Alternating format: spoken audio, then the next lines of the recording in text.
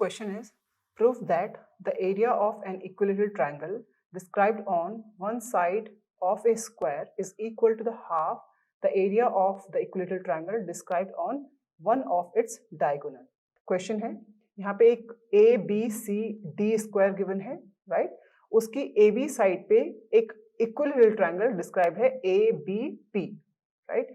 और इस स्क्वायर के डायगोनल बी डी पे एक दूसरा इक्विलेटरल ट्रायंगल डिस्क्राइब है D B Q, right?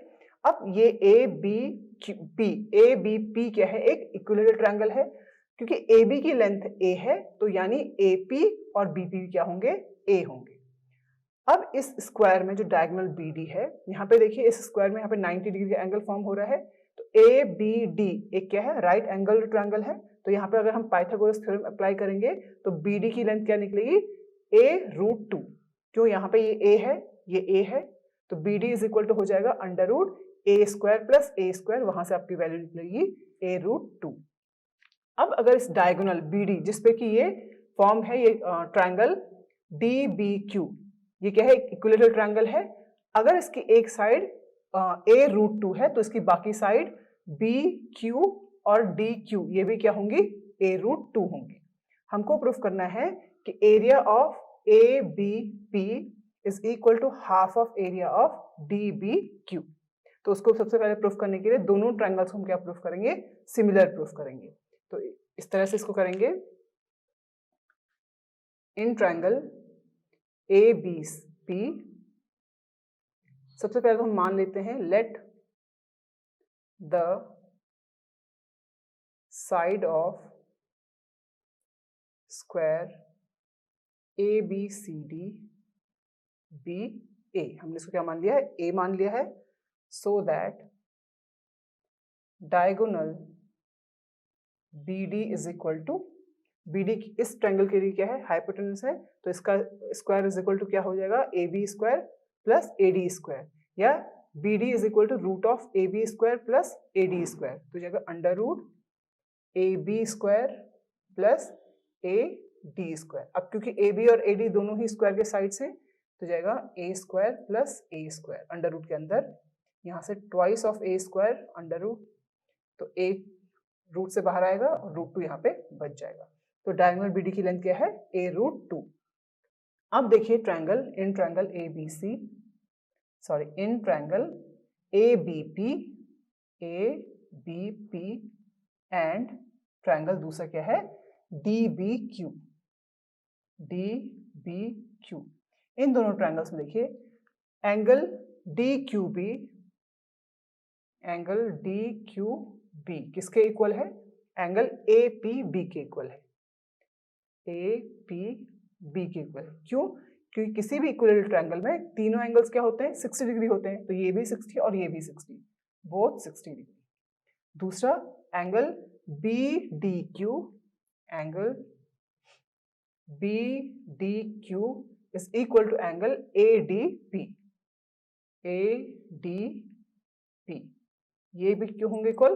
Because both are 60 degree. अब दोनों के दोनों ट्रायंगल्स में दो एंगल्स इक्वल हो गए हैं, सो बाय ए सिमिलैरिटी क्या हो जाएगा? Triangle A B P it's similar to triangle D B Q, right? अब देखिए ए बी पी और डी बी क्यू क्या है? सिमिलर प्रूफ हुए हैं, तो यानी इनके एरिया का जो रेशियो होगा, ratio of triangle A B P upon area of triangle D B Q is equal to क्या हो जाएगा? A B square upon D B square. इसका रीजन क्या है? इसका रीजन हम यहाँ पे लिखेंगे। तो हमने प्रूफ किया है कि triangle A B P it's similar to triangle D B Q, right? तो एरिया हम यहाँ से कह सकते हैं area of triangle A B P upon area of triangle B D B Q is equal to A B square upon D B square. इसका reason है the ratio of area of two similar triangles is equal to the square of ratios of the corresponding sides, right.